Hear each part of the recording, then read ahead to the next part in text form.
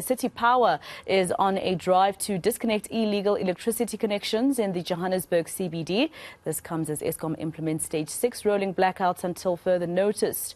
The prolonged blackouts during high stages often leave people fearful and vulnerable to crime. Now, it's not just City Power that is busy with this. The city of Cape Town is also doing the same because it's tired of vandalism and illegal connections. Our reporters in both Philippi and in Johannesburg join us now. Aviwe Mtila in Johannesburg and Nobesuthu Hejana is in Philippi. Nobesuthu, I want to start with you because it's been so violent where you are. Exactly why are these residents saying that they're stopping City Power from disconnecting illegal connections? Well, Maseko, from what we've been hearing from residents as well as their community leaders, they were saying that, in this particular area, in Oasis Farm, it's in Mitchell's Plain, and it's getting its services, obviously, from Mitchell's Plain. So they were saying that in this area, they've been here for more than 20 years, and they've been trying to get assistance from the city of Cape Town to try and get electricity here. But the city obviously is saying that this is a privately owned land, and they can't provide electricity.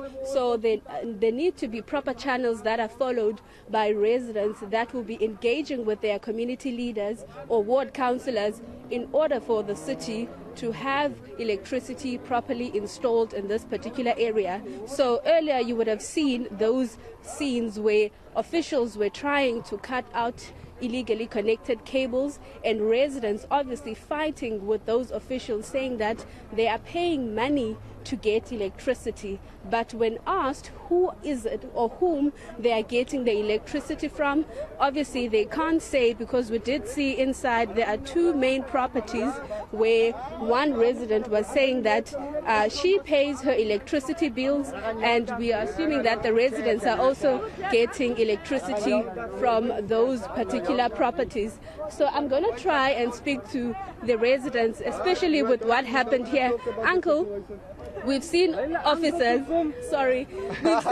officials cutting off electricity cables, and you're one of those who were fighting with them. Now they're saying that they've successfully managed to take off those cables. So what is the next move for the residents? So what is the next move for the residents? The city says you can apply with your local leaders or the ward councillor. Electric again. We're going to take electricity again.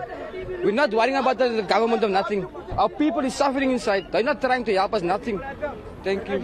All right. So other residents are saying that, they've been trying to get assistance from the city. So what sort of solution would you want the city to get? Yeah, they should get us electricity. We will be fine to pay for our electricity, but we don't have. So what must we do? We must steal the electricity. So we steal the electricity, and then they come and they cut off our wires. And then tomorrow I can't warm a plate of food, or I can't make food for my kids. Is it fair? No, it isn't, but we were okay to buy electricity. Understand? Put us our poles in and our boxes, and we all right.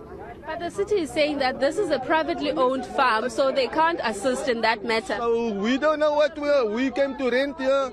The farmer sold the property to the government. This is what we have heard. So what we don't know nothing. We in the Zulu Blues, we don't know what to think or say.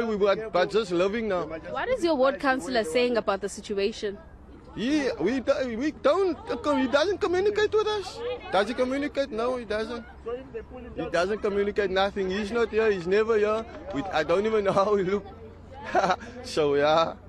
All right, thank you very much, sir. Well, Maseko, the MMC for the city of Cape Town, Ms. Beverly van Brennan, was saying that the city for the second quarter, they've lost about over 4 million rands due to their illegally connections, vandalism, cable theft in Cape Town as a whole, not in this particular area only, but it's these areas that are costing the city of Cape Town, and they will continue to clamp down with this, and these operations will definitely continue, and because they're trying to also save those who are paying customers of the city of Cape Town and ensuring that the services they do receive. So residents are saying that by later this afternoon they will reconnect those cables that were cut off.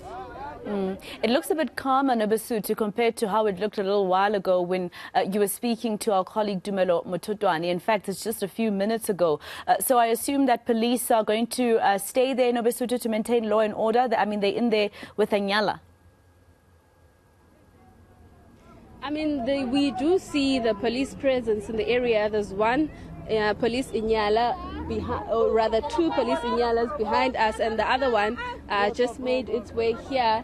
So residents, obviously earlier, they tried to blockade the entry of the Oasis Farm with bricks, and they attempted to burn tires also. So police, we understand, are going to be in this area just to ensure that there's law and order, as there were threats to block this road and cause chaos by angry residents who are saying that, I mean, the city is not supporting them, but they continue to cut off electricity, but they are not coming up with the solution. So it's chaotic, and I mean, one party is saying that come through, we are going to assist you if you only apply or have proper channels in getting electricity. But then residents are also on the other hand saying that you're not assisting us. We've never seen our ward councillor in the area. We don't know how he looks like. So how are we supposed to communicate with authorities if we don't know